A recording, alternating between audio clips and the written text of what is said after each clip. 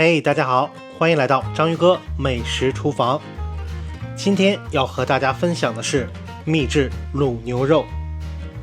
今天的这个制作方法比较简单，所用香料也不多。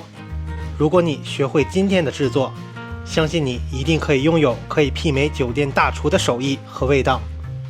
准备好食材，和章鱼哥一起开始制作吧。我们来看一下食材，首先是牛腱，我们尽量选择前腿腱，因为前腿腱的花纹比较明显。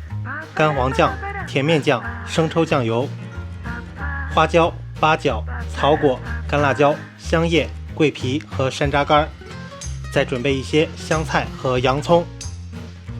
如果不太容易配齐这么多香料的话，也可以直接使用卤肉料包。完整版的食材配比，章鱼哥放在了视频结尾处。我们先来腌制一下牛腱，准备好一个空碗，将牛腱一分为二，然后加入3种酱料。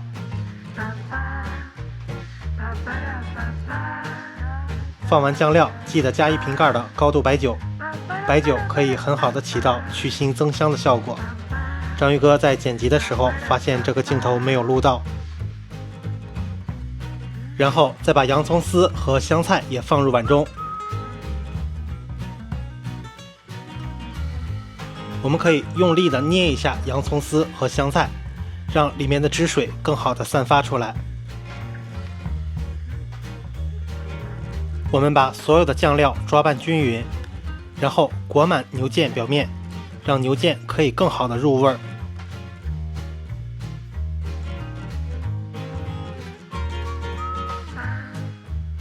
抓拌好之后，我们就封好保鲜膜，将大碗放置冰箱冷藏腌制3小时以上。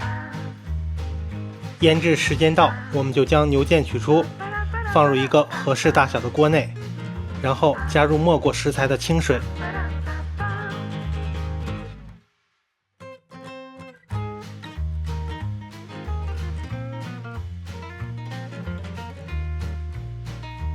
水开之后，我们撇去浮沫，然后加入冰糖，还有全部的香料。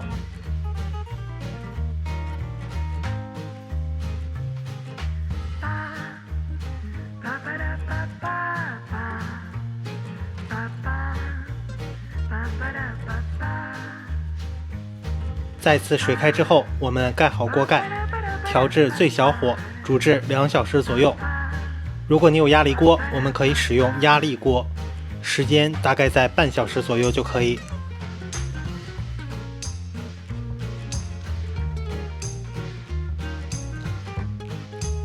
时间差不多了，我们打开锅盖看一下。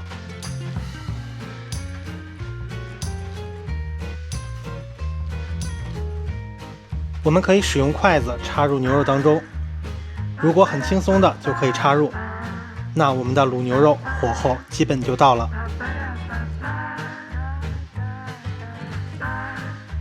关火，我们将卤牛肉盛入盘中晾凉。那也许你会问，为什么自己卤的牛肉一切就散，而且大小形状还不规则，而在餐厅吃到的卤牛肉大小形状规则，又薄又整齐呢？那章鱼哥再教大家一个小方法。我们将已经冷却的卤牛肉使用保鲜膜卷起来，卷的时候一定要注意紧实，而且两端一定要扎紧。这样经过冷藏定型之后，我们就可以切出和餐厅一样又薄又规整的卤牛肉了。而且如果我们一次卤的比较多，吃不完，直接放入冰箱冷冻，下次再吃的时候口感依然非常新鲜。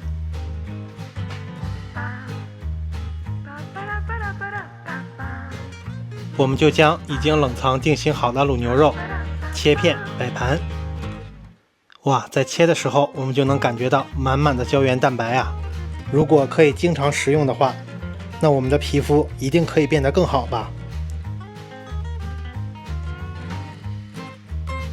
而且卤牛肉通过冷藏或冷冻，可以保存的时间比较久，可以作为我们的减脂餐，为我们提供更多的优质蛋白。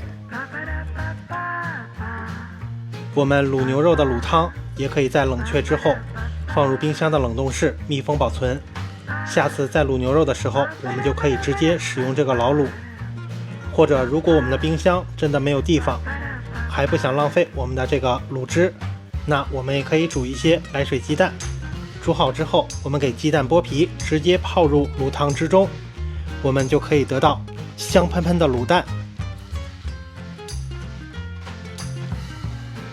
总之就是我们既要在家中做出红润发亮、卤香浓郁的秘制卤牛肉，又要秉承着绝不浪费的原则，延伸出更多的美食，何乐而不为？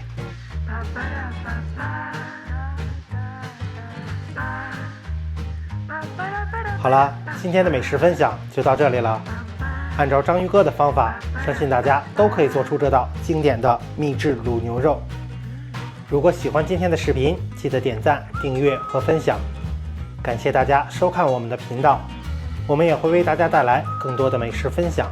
我们下期再见。